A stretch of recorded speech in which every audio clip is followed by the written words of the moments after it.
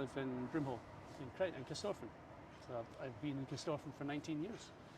And it's a lovely space, a little car-driven maybe, but and that's one of the reasons we have so much pollution in St John's Road.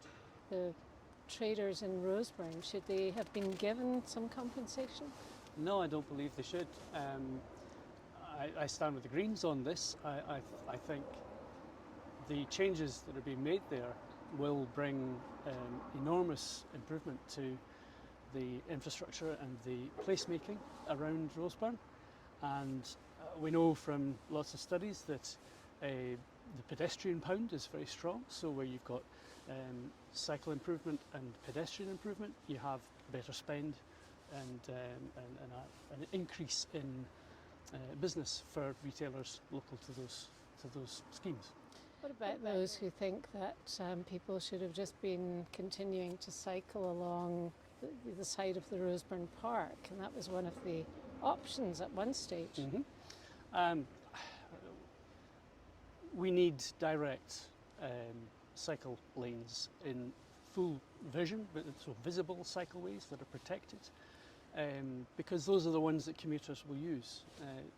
A lot of the cycleways that we have in the west of Edinburgh they're lovely for leisure pursuits. They're fantastic for taking the kids along. They're safe and they're slow, and they're good for that. But they're really not good for higher speed or busier cycleways for commuting, particularly because they're not direct. Chris, what made you want to stand here in Corstorphine and Murrayfield? What are you really standing on? I'm standing on good old-fashioned green principles. I'm very, very involved in climate campaigning. I'm interested in air pollution, air quality in Corstorphine and Murrayfield. You'll know that St John's Road is consistently categorised as the top 3 most polluted streets in Scotland. And I want to act to address that. We have politicians in our area who've been talking about and thinking about this for up to over 30 years. I think it's time we did something about it and actually helped to put the policies that make that happen in place. I'd be missing a trick if I didn't mention green spaces and blue spaces. Of course, that's very green. And by that you mean rivers and by parks. That I mean blue spaces are rivers and water courses, natural water courses particularly.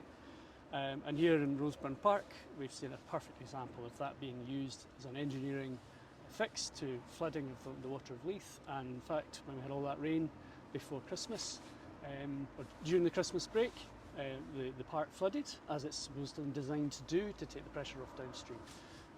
So that sort of infrastructure and engineering fix that's nature-led is really, really important.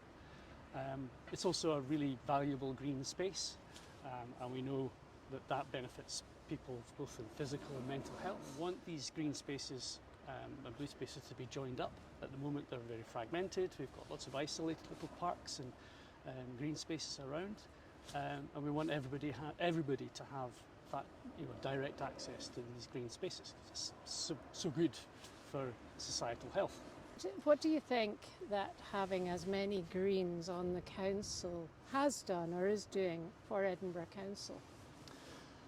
I think it's put a very firm stamp on making sure all the policies that are put through local government are adhering to climate targets.